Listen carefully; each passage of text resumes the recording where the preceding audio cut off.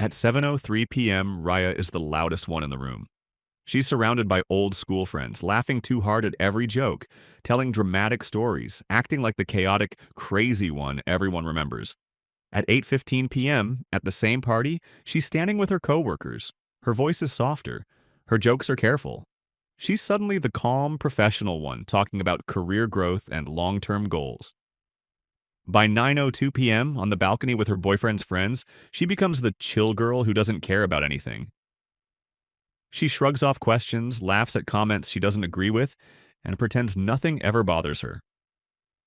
Later that night, lying in bed, she scrolls through videos and photos from the party and sees three completely different versions of herself. Same night, same outfit, but three different people. Everyone thinks they know Riya. Riya isn't sure who Riya even is. Welcome to Story Minds, where stories meet the human mind. If you've ever noticed that you act like a different person depending on who you're with, loud with some, quiet with others, easygoing in one group and tense in another, you might have secretly wondered, am I fake? Do I even have a real personality? What if this isn't about being two-faced at all? What if this is something much deeper, a survival strategy your nervous system learned a long time ago? In Ria's story, we'll explore what psychologists call the fawn response.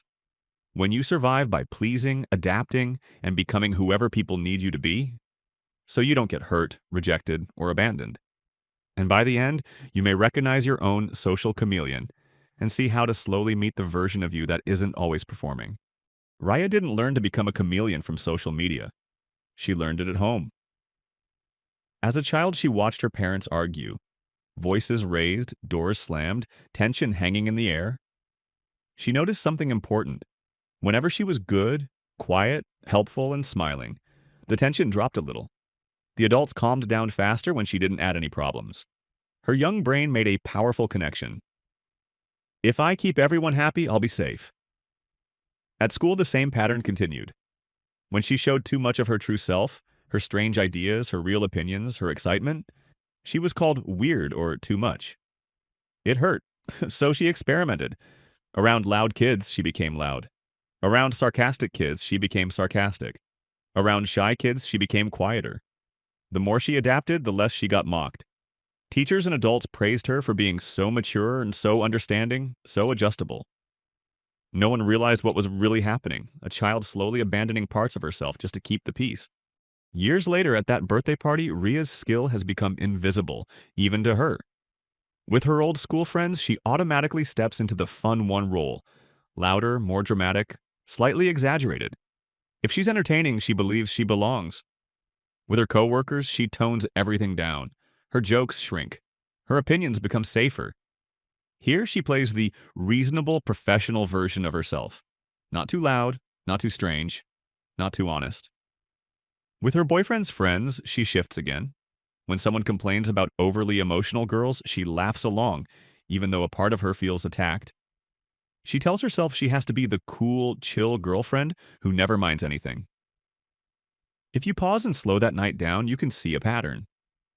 Before Riya enters each group, there's a tiny moment where her body scans the room and asks, "What version of me is safest here?" Within seconds, the correct personality loads, like a costume changing backstage. It feels automatic, because it is. This is the fawn response. When the nervous system decides, I won't fight, I won't run, I'll survive by pleasing and adapting. By the end of the night, Riya has connected with everyone, but not with herself. Alone in bed with only the light from her phone on her face, Riya replays the night. In one video, she looks wild and loud. In another, calm and careful. In another, indifferent and chill. For the first time, she isn't proud of how adaptable she is. She feels hollow.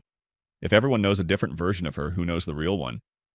The next day, sitting with a close friend in a cafe, she does something small but new. She tells the truth.